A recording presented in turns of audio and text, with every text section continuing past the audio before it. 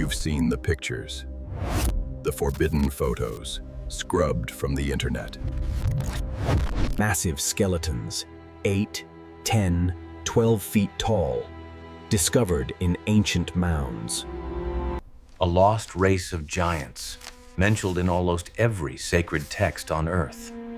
So where are they? Why isn't this in any museum? The story is always the same. The bones were sent to the Smithsonian and were never seen again. It's a global conspiracy, right? Well, Yes and no. Those photos? They're fake! They were entries in a photo editing contest. But the hoaxes are hiding a much stranger And much more real story. A story of a myth you can actually trace on a map. This global obsession with giants isn't new. The Bible has Goliath. The Greeks had the Titans. The Norse had the frost giants. But in America, the story gets Specific. This is Lovelock Cave, Nevada. And for 100 years, it's been the center of a legend. A legend that might just prove the giants were real. The local Paiute tribe has a story Of a brutal, cannibalistic race of red-haired giants that they battled for generations. The legend says the Paiute finally trapped the last of these Sitka giants in this very cave. And set a massive fire at its mouth, exterminating them. It was just a story. Until 1911, when miners dug through 10 feet of bat guano, they found something. They didn't just find artifacts. They found bodies, mummies, wrapped in tulle, pulled from the ash. And the reports were disturbing. Skeletons over 6.5 feet tall with red hair. So, where are these red-haired giant mummies? This is where the story gets murky. Well, just like the Smithsonian story, most of them vanished. The excavation was a mess. It wasn't science. It was a treasure hunt. Artifacts were sold. Bones were lost. And the entire collection was scattered. But what about the giants? First, the red hair.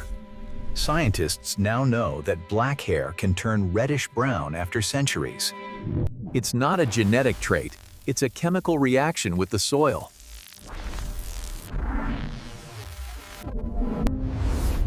And the giant skeletons? The one specimen that was professionally measured. Was 6'6". Tall? Absolutely. But not a 12-foot monster. In a time when the average man was 5'5", this person would have seemed like a giant. So, is that it? The myth is just a tall guy? Not quite. This is where the geography gets interesting. Because the first humans in America did live alongside giants. They just weren't giant humans. They were megafauna. Ancient people didn't just find human bones. They found these. And if you find a bone like this, a South American mastodon femur, broken in just the right way. What else could your brain conclude? You've just found the leg of a giant. But the mistaken identity theory isn't the only one. What if there was a race of giant people? because science has found one, This is Gigantopithecus. A real 10-foot-tall, 600-pound ape that lived in the jungles of Asia. It is the largest primate that ever lived, and for hundreds of thousands of years. Our tiny human ancestors lived alongside it. They were the monsters in the woods. Is it possible the memory of this became the myth? There's one more real giant. The one science definitely knows about. It's called acromegaly, or gigantism, a medical condition, not a mythical race. This rare biological condition caused a few individuals throughout history to grow to incredible heights, reaching 7, 8, or even 9 feet tall. They would be slow, often in pain, and they would be seen as either monsters or gods. Or perfect royal bodyguards. They were the Goliaths of the ancient world. So why is science hiding the giants? They're not. The truth is just scattered. It's not one giant race.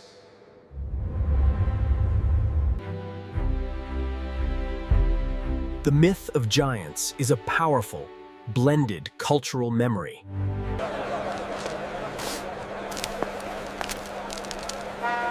It's the memory of real tall people, mixed with the memory of real giant chimpanzees.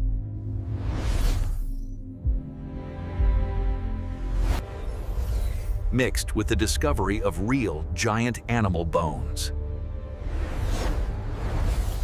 The giants weren't a lost race. They are a puzzle. Scattered across our planet's geography and our own biology. The myth is a map to a dozen different truths.